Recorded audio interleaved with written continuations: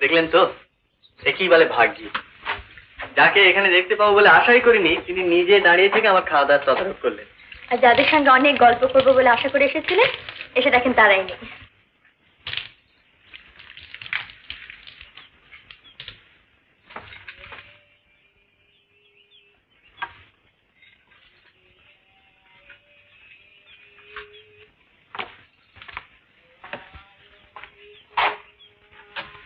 সত্যি আমি কিন্তু একদম ভুলে গেছিলাম যে আজকে আমাদের মামার বাড়ি যাবার কথা।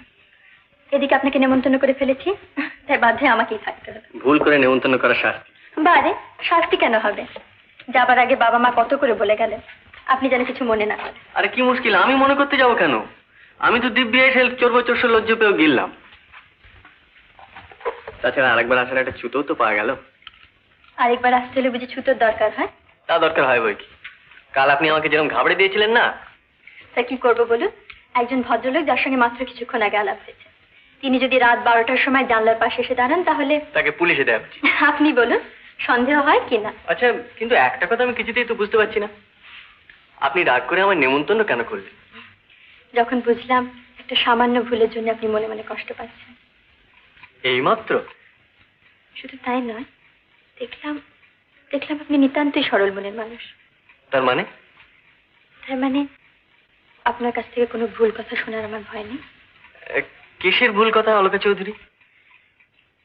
যে কথা আপনার মতো মানুষের পক্ষে আমার মতো মানুষকে বলা উচিত হবে না। ও এতক্ষণে বুঝতে পারলাম। আপনি তো দেখছি খুব সিরিয়াস ধরনের স্টুডেন্ট, দিনরাত বইয়ের মধ্যে মুখ বুঝে থাকেন। মোটেও না। আপনার এই মোটা মোটা বইগুলো কিন্তু আপনার সপক্ষে সাক্ষী দিচ্ছে না।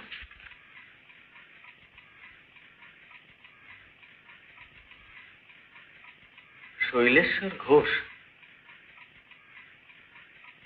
এ কোন শৈলেশ্বর ঘোষ বলুন তো? ডক্টর শৈলেশ্বর ঘোষ। না না, আমিও তো একজন ডক্টর শৈলেশ্বর ঘোষকে চিনি। ওই সুরেশ মল্লিক স্ট্রিটে থাকেন। আপনি ঠিক লোককেই চেনেন। কিন্তু কিন্তু আপনার সঙ্গে তার পরিচয়। তিনি কি আপনাদের কোনো আত্মীয়? এখনো হননি, তবে শিগগিরই হবে। কি করে? মানে আমার সঙ্গে তার বিয়ে হবে।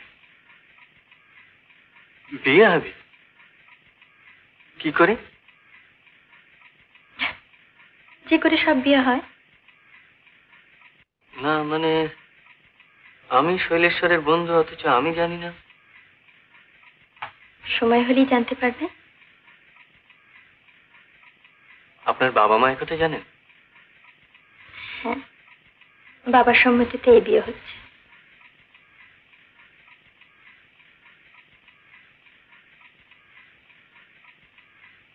একটা কথা জিজ্ঞেস করতে পারি?